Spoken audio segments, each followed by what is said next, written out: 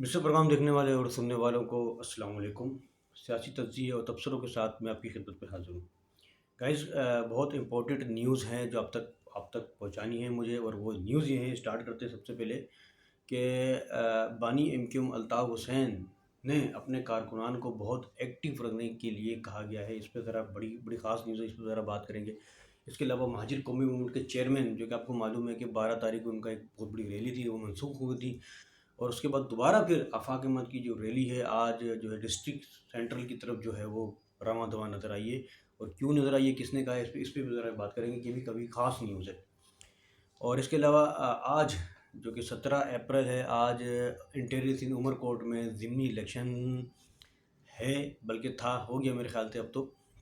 ज़िमनी election का ताकड़ा किस तरह चल रहा है, कौन आगे जा रहा है, ज़रा इस पे बात करेंगे।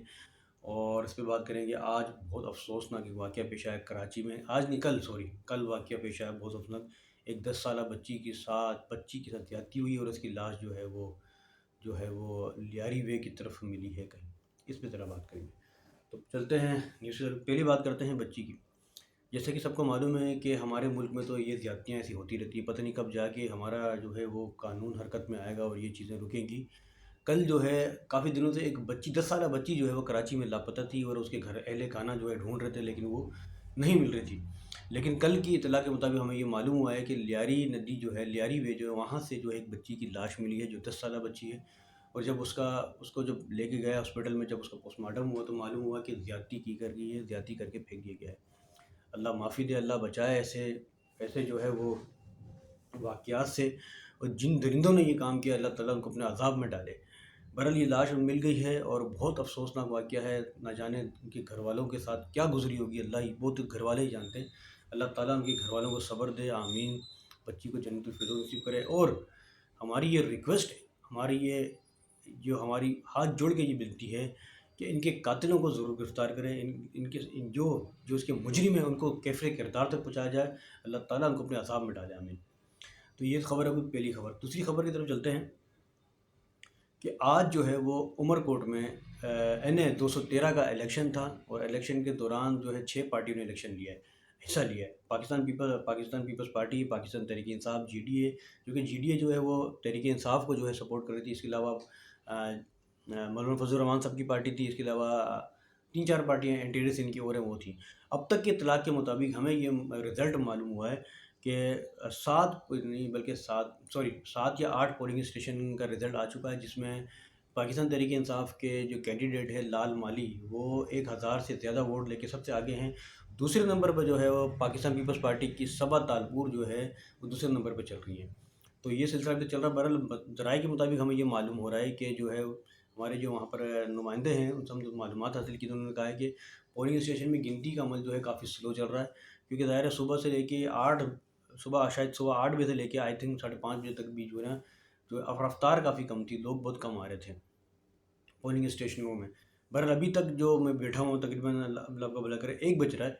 तो अभी तक आई थिंक मेरे ख़्याल से 20 पोलिंग स्टेशन के नताइज आ चुके हैं। और ज़राए के मुताबिक हमें ये मालूम हो रहा है कि अभी तक भी जो है वो पाकिस्तान तहरीक इंसाफ के जो कैंडिडेट हैं लाल माली अभी सबसे आगे हैं। और दूसरे नंबर पे जो है पाकिस्तान पीपल्स पार्टी की जो कैंडिडेट हैं सबा तालपुर, वो दूसरे नंबर पर चल रही हैं।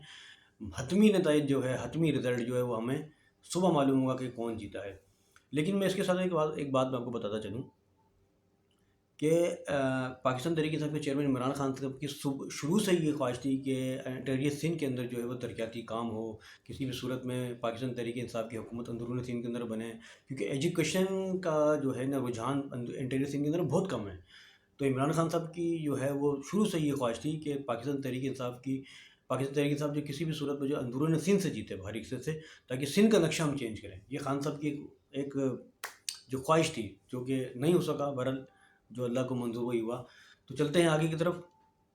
हमारी तीसरी न्यूज़ बात करते हैं आफाक अहमद के हवाले से। महाजिर कौमी मूवमेंट के चेयरमैन आफाक अहमद, जैसे कि आपको मालूम है कि 12 अप्रैल को उनकी एक बहुत बड़ी रैली थी डंपर माफिया के ख़िलाफ़, ट्रक माफिया के ख़िलाफ़, और कराची में जो नज़्म व ज़ब्त चल रहा है आजकल उसके खिलाफ।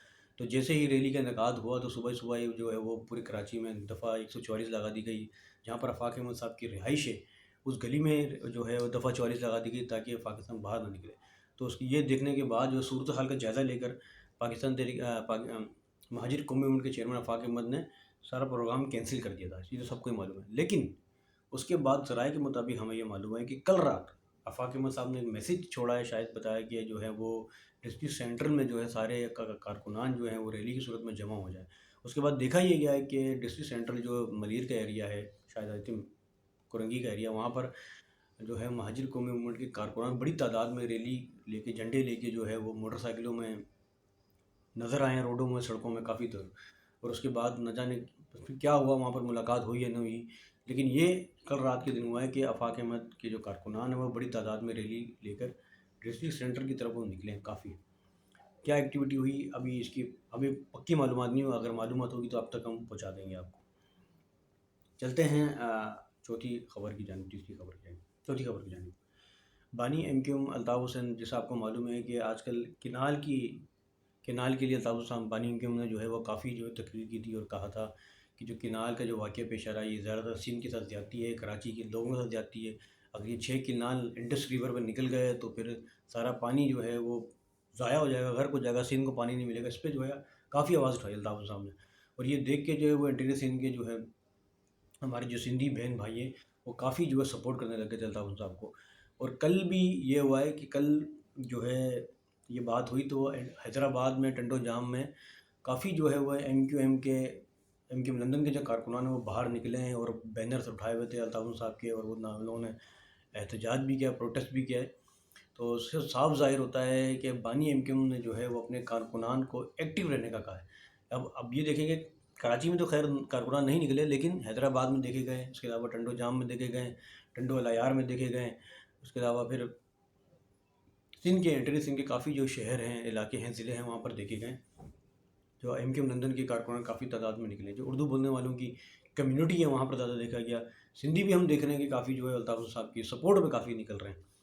تو یہ ایکٹیویٹی جو ہے وہ ہم نے دیکھی کہ کس طرح کارکنان جو ہے باہر نکل رہے ہیں، کیونکہ انہوں نے بانی ایم کیو ایم الطاف صاحب نے جو ہے وہ انڈس ریور میں جو 6 کینال نکل رہے ہیں اس کے خلاف جو آواز اٹھائی تھی، اسی وجہ سے جو ہے انہوں نے پروٹیسٹ کیا ان کی کارکنان نے۔